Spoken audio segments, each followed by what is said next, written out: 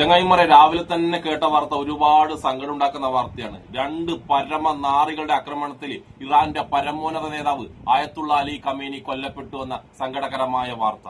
എന്തോ മനസ്സുകൊണ്ട് എനിക്ക് ഇതുവരെ ആ വാർത്ത വിശ്വസിക്കാൻ കഴിഞ്ഞിട്ടില്ല, ഞാൻ വിശ്വസിച്ചിട്ടുമില്ല. പക്ഷെ ഇറാൻ ആ സംഭവം സമ്മതിച്ചുവെന്നും ഖമേനിയുടെ കൊലപാതകങ്ങൾക്ക് ചുട്ട മറുപടി കൊടുക്കുമെന്നുള്ള വാർത്തകളുമാണ് പുറത്തു വന്നുകൊണ്ടിരിക്കുന്നത്. എന്തായാലും ഈ സംഭവം ആദ്യം പുറത്തു വന്നത് പച്ചക്കള്ളം മാത്രം പറഞ്ഞ ട്രംപും നെതന്യാഹു ആയതുകൊണ്ട് മാത്രമാണ് ഞാൻ ഈ സംഭവം ഇതുവരെ വിശ്വസിക്കാത്തത്. പിന്നെ എന്റെ മനസ്സ് പറയുന്നു, അലി ഖമേനി എന്ന ധീരന ഇത്ര എളുപ്പത്തിൽ ആർക്കും കീഴ്പ്പെടുത്താൻ പറ്റില്ലെന്നു. ഇനി അഥവാ അങ്ങനെ സംഭവിച്ചിട്ടുണ്ടെങ്കിൽ അമേരിക്കക്കെതിരെ പോരാടി മരിച്ച ധീരനായ സദ്ദാം ഹുസൈന് ശേഷം അടുത്ത ധീരനായ പോരാളിയായി രക്തസാക്ഷിയായി ആയത്തുള്ള അലി ഖമേനി വാഴ്ത്തപ്പെടും. അതായത് പരാജയപ്പെടാനും മരണപ്പെടാനും സാധ്യതയുണ്ട് എന്ന് അറിഞ്ഞിട്ട് തന്നെയാണ് ഖമേനി ഈ പോരാട്ടത്തിന് തുടക്കം കുറിച്ചത്. നിങ്ങൾക്ക് യഥാർത്ഥ പോരാളികൾ ആരാണെന്നറിയോ? കൂടെ ഒരുപാട് ശക്തരായ സുഹൃത്തുക്കളെ വെച്ചിട്ട് ദുർബലനായ ആളെ ആക്രമിക്കുന്നവനല്ല യഥാർത്ഥ പോരാളി. എന്റെ കൂടെ ശക്തനായ ഒരു സുഹൃത്തില്ല എന്നറിഞ്ഞിട്ടും ശക്തരായ പോരാളികൾക്കെതിരെ പോരാടുന്നവനാണ് യഥാർത്ഥ പോരാളി, യഥാർത്ഥ ധീരൻ. അതായത് താൻ പോരാടുന്നത് ഒരു ശക്തനായ രാജ്യത്തിനെതിരെയല്ല, മൂന്ന് ശക്തരായ രാജ്യത്തിനെതിരെയാണെന്ന് അറിഞ്ഞിട്ടും ധീരനായി പോരാടിയ ഖമേനി തന്നെയാണ് എന്റെ ഹീറോ. കാരണം ആ പോരാട്ടത്തിൽ എവിടെയും അല്പം ഭയമോ ശരീരത്തിൽ ലേശം പോലും വിറയലോ ഖമേനി എന്ന ധീരൻ ഉണ്ടായിരുന്നില്ല. അതുകൊണ്ട് ഞാൻ പറയും, ഖമേനി ശക്തനാണ്, ധീരനാണ്, ആൺകുട്ടിയാണ്, യഥാർത്ഥ പോരാളിയാണ് ആയത്തുള്ള അലി ഖമേനി എന്ന്. അദ്ദേഹം പോരാടിയത് വിശ്വാസവഞ്ചകരായ കുറെ രാജ്യങ്ങൾക്കെതിരെയാണ്. അദ്ദേഹത്തിന്റെ പോരാട്ടത്തിൽ എവിടെയും വിശ്വാസവഞ്ചന കാണിച്ചില്ല. രാജ്യസ്നേഹത്തോടെയും ആത്മാഭിമാനത്തോടും കൂടിയാണ് അദ്ദേഹം ഇതുവരെ പോരാടിയത്. അതുകൊണ്ട് ഖമേനി മരണപ്പെട്ടാലും എന്റെ ഒന്നും മനസ്സിലുണ്ടല്ല, ഖമേനി മരണപ്പെടുന്നില്ല, ഒരിക്കലും മരിക്കുന്നില്ല. പിന്നെ ഞാൻ വേറൊരു കാര്യം കൂടി പറഞ്ഞുതരട്ടാ. ഖമേനി മരണപ്പെട്ടു എന്നുള്ള വാർത്ത കേട്ടിട്ട് ഏറ്റവും കൂടുതൽ സന്തോഷിക്കുന്നത് ട്രംപും നെതന്യാഹുവെന്നല്ല, കേരളത്തിലെ കുറച്ച് വൃത്തികെട്ടവന്മാരാണ്. ആ വൃത്തികെട്ടവന്മാരോട് ഞാൻ പറയട്ടെ, നിങ്ങൾ പറയുന്നത് പോലെ ഖമേനി കൊല്ലപ്പെട്ടിട്ടുണ്ടെങ്കിൽ അദ്ദേഹം കൊല്ലപ്പെടുകയല്ല ചെയ്തത്, അദ്ദേഹം ധീരനായ രക്തസാക്ഷിയാവുകയാണ് ചെയ്തത്. അദ്ദേഹം സ്വന്തം രാജ്യത്തിലെ ജനങ്ങൾക്കും വേണ്ടിയാണ് അദ്ദേഹത്തിന്റെ ജീവൻ കൊടുത്തത്. അല്ലാതെ നിന്റെയൊക്കെ നേതാവിനെ പോലെ മരണം മുന്നിൽ കണ്ടപ്പോ മാപ്പ് പറയുകയും ഷൂ പോളിഷുകയും ചെയ്തിട്ട് സ്വന്തം ജീവൻ തിരിച്ചു പിടിക്കുകയല്ല ധീരനായ ഖമേനി ചെയ്തത്.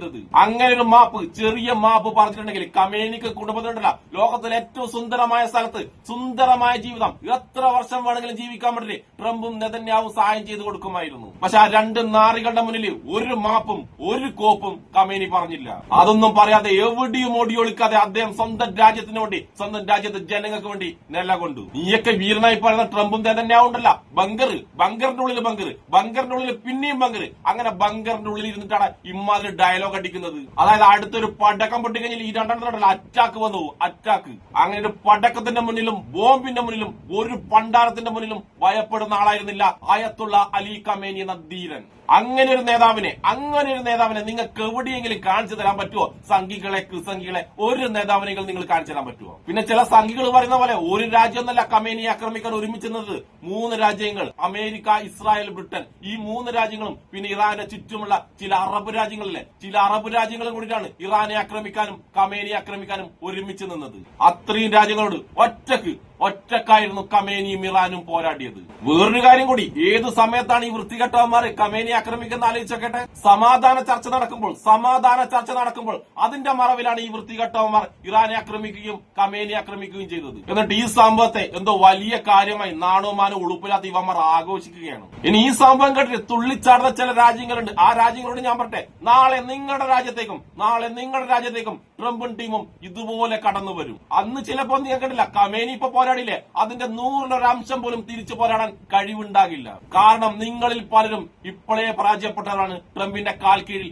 ഇപ്പോഴേ വീണവരാണ്. അതുകൊണ്ട് ട്രംപിന് ആവശ്യം വരുമ്പോൾ അയാൾ നിങ്ങളുടെ രാജ്യത്തേക്ക് വരും, നിങ്ങൾ ഈസി ആയിട്ട് അയാൾ കീഴ്പ്പെടുത്തും, നിങ്ങളെ അയാളുടെ കാൽ കീഴിൽ വെക്കും. അപ്പൊ നിങ്ങളൊക്കെ മനസ്സിലാക്കും ഖമേനി മാത്രമായിരുന്നു ശരിയെന്ന്. അന്ന് ഖമേനിയുടെ കൂടെ നിന്നിരുന്നെങ്കിൽ ഈ ദുർഗതി നിങ്ങൾക്ക് വരില്ലെന്ന് നിങ്ങൾ അന്ന് മനസ്സിലാക്കും. എന്തായാലും ഈ സംഭവം പറഞ്ഞ് സന്തോഷിക്കുന്ന ആ വൃത്തികെട്ടവന്മാരോട് ഞാൻ പറയട്ടെ, ഖമേനി മാപ്പ് പറഞ്ഞും ഷൂ പോളിഷ് ചെയ്തും ധീരനായവനല്ല, രാജ്യത്തിന് വേണ്ടി, രാജ്യത്തിലെ ജനങ്ങൾക്ക് വേണ്ടി അന്തസ്സോടെ പോരാടി ധീര രക്തസാക്ഷിയായവനാണ് ആയത്തുള്ള അലി ഖമേനി. എന്റെ മനസ്സിന്റെ ഒരു കോണിൽ ഇപ്പോഴും പറയുന്നു, ആയത്തുള്ള അലി ഖമേനി മരണപ്പെടില്ല, അത്ര ഈസി ആയിട്ട് അദ്ദേഹം മരണപ്പെടില്ല എന്ന് തന്നെയാണ്. അങ്ങനെ തന്നെ സംഭവിക്കട്ടെ, അങ്ങനെ തന്നെ സംഭവിക്കുമെന്നും എന്റെ മനസ്സ് പറയുന്നുണ്ട്. അപ്പൊ ഒരിക്കൽ കൂടി ആയത്തുള്ള അലി ഖമേനി എന്ന ധീരനും എന്നെ ഇഷ്ടപ്പെടുന്ന എല്ലാവർക്കും എന്റെ ഒരു നല്ല സുലാൻ.